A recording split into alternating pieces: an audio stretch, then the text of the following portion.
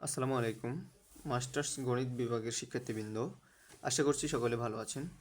তো আপনাদের advance number theory এই বইয়ের প্রথম অধ্যায় দ্বিঘাত অবশেষ তত্ত্বের একটি ম্যাথমেটিক্যাল প্রবলেম নিয়ে আজকে আলোচনা করব।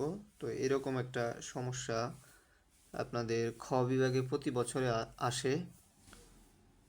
তো এই জন্য আমি একটা এক্সাম্পল সলিউশন করে দিব, যেন এটা দিয়ে মানে যেভাবেই কোশ্চেন চেঞ্জ করে দেখ না কেন আপনি আনসার করতে পারেন। তো আমি যে কোশ্চেনটা রেখেছি এটা হচ্ছে এক্স স্কোয়ার কনগ্রুয়েন্স 219 মোড 383 অনুসমতাটি সমাধানযোগ্য কিনা নির্ণয় করো। তো আমরা জানি এটা সমাধানযোগ্য হবে তখন যদি আপনার এ বাই পি ইকুয়াল টু 1 হয়, যেখানে পিটা হবে আপনার বিজোড় মৌলিক। পিটা হবে আপনার কি বিজোড় মৌলিক। যদি আমরা এই সত্যটা ফিল আপ করতে পারি তাহলে এটা আমাদের সমাধানযোগ্য হবে। আর অনুসমতার বিষয়টা আপনাদেরকে একবার বলে নিই। যদি এরকম থাকে এক্স স্কোয়ার কনগ্রুয়েন্স এ মোড পি এরকম থাকে, তাহলে এই যে জিনিসটা এটা হচ্ছে আপনাদের ভাগশেষ, এটা হচ্ছে ভাগশেষ, এটা হচ্ছে আপনার ভাজক, আর এই জিনিসটা হচ্ছে আপনার ভাজ্য, আর এটাকে বলা হয় অনুসমতা বা কনগ্রুয়েন্স। যাই হোক, আমি অঙ্কে আসি। তো আমি লিখলাম প্রদত্ত অনুসমতাটি সমাধানযোগ্য হবে যদি যদি পি এ বাই পি সমান 1 হয়, যে এটা হচ্ছে আমার এ, এই যে এ, আর এটা হচ্ছে আমার পি সমান 1 হয়।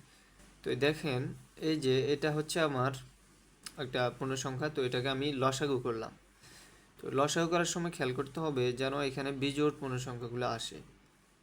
তো আমার লসাগু এটাই হলো, এখানে আর কিছু নাই। এখন এটাকে আমি এভাবে লিখলাম, এভাবে পি আকারে লিখলাম, এবং লিখে আমি 1 পাই কিনা সেটা দেখব। তো লেখার পরে এই যে লসাগুলো আমি করলাম এটা এখানে লিখে দিলাম। দেওয়ার পরে এটাকে আমি এভাবে লিখতে পারি যে এটা একটা সূত্রের মধ্যে পড়ে, অর্থাৎ A into B by P সমান A by P into B by P লেখা যায়। ওইভাবে আমি লিখে 1 নং সমীকরণ দিলাম। এখন এই যে একটা একটা করে এটার মান বের করবো, চাইলে আপনি একসাথেও করতে পারেন, তো আমি একটা একটা করে বের করি। প্রথম যেটা আছে এই যে 3/383, তো এখানে পি বাই কিউ, পিটাকে যদি আমি 4 দিয়ে ভাগ করি, সবসময় আমি 4 দিয়ে ভাগ করব, দেখব যদি 4 দিয়ে ভাগ করি তাহলে আমার ভাগশেষ মানে ভাগ হয় না, কিন্তু 3 অবশেষ থাকে।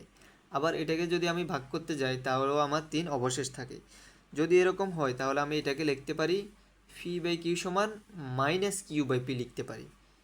আর যদি আমার 4 দিয়ে ভাগ করে বাক্স যদি 3 না হয়ে যদি অন্য কিছু হয় তাহলে আমি এখানে মাইনাস চিহ্নটা দেবো না, কিন্তু উল্টা করে লিখতে পারবো। তো যাই হোক, আমি এখানে লিখলাম এত লিখলাম। তো এবার খেয়াল করুন, এখানে 383কে যদি আমি 3 দিয়ে আবার ভাগ করতে যাই তাহলে আমার ভাগশেষ থাকে 2। তো ওই জিনিসটা আমি এখানে লিখলাম। তো এখন এই জিনিসটা আবার একটা সূত্রের মধ্যে পড়ছে যে 2/p আকারে আছে। তো সূত্রটা এরকম যে 2/p সমান আমরা কি লিখতে পারি, -1 পি প্লাস 1/4, এটা আমরা লিখতে পারি 2/p এর ক্ষেত্রে। ঠিক আছে। তো এক্ষেত্রে আরও কিছু সূত্রের আপনাদের প্রয়োজন হতে পারে, যেমন হচ্ছে এ স্কোয়ার বাই পি সমান 1 হয়ে যায়। আবার আরেকটা সূত্র আছে আপনার 1 মৌলিক থাকলে এগুলার মান 1 হয়ে যায়।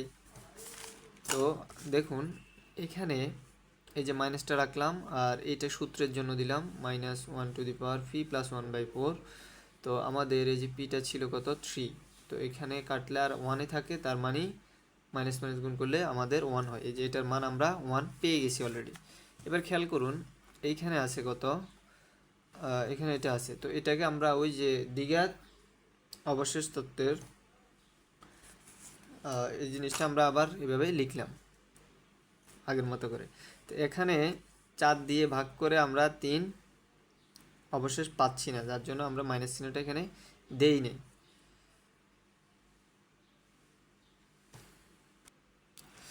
আর এই জিনিসটা আমরা এই জন্য উল্টাবো যে আমরা বড় মানকে ছোট মান দিয়ে ভাগ করব। তো 73 দিয়ে যদি আমি এটাকে ভাগ করি তাহলে আমার এখানে অবশেষ 18 থেকে যায়। তো আমি চিন্তা করব এখানে এটাকে মানে 2/p আকারে আনা যায় কিনা। ঠিক আছে, তো এই জন্য 18টাকে একটু ভাঙাই। 18টাকে যদি আমি ভাঙাই তাহলে আমি লিখতে পারি কত, 2 × 9। আমরা জানি 9 × 2 = 18। 2 × 9, 9কে আমি 3 স্কোয়ার দিলাম, আর নিচে হচ্ছে আমার 73। 3 স্কোয়ার এই কারণে দিলাম, আমি একটু আগে যে একটা সূত্রের কথা আপনাদের বলছিলাম, আমাদের একটা সূত্র আছে যে এই যে h²p, এই সূত্রের আকারে আমি নিতে চাচ্ছি। তো তাহলে এখানে হচ্ছে আমাদের কত, 2 × 3²। তো দুইটাকে আমি আবার আলাদা করে দিই, তাহলে আমি লিখতে পারতেছি 2/73 ইন্টু 3² / 73।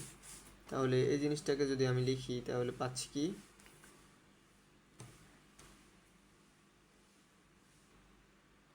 তো এই যে এখানে এই সূত্রটা অ্যাপ্লাই হবে যে 2/p আকারে আছে না, 2/p আকারে আছে। তাহলে আমি এটাকে লিখবো -1/p+1। তাহলে আমার পিটা হচ্ছে কত,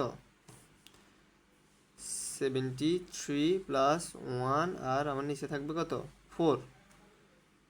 ঠিক আছে, আর এটার মান কিন্তু আমাদের অলরেডি কি হয়ে গেছে, 1 হয়ে গেছে। তো আমি এটা সাইড নোটে লিখে দিচ্ছি, সাইড নোটগুলো আপনারা অবশ্যই লিখবেন, না হলে 1 মার্ক কেটে ফেলবে। তো = 1।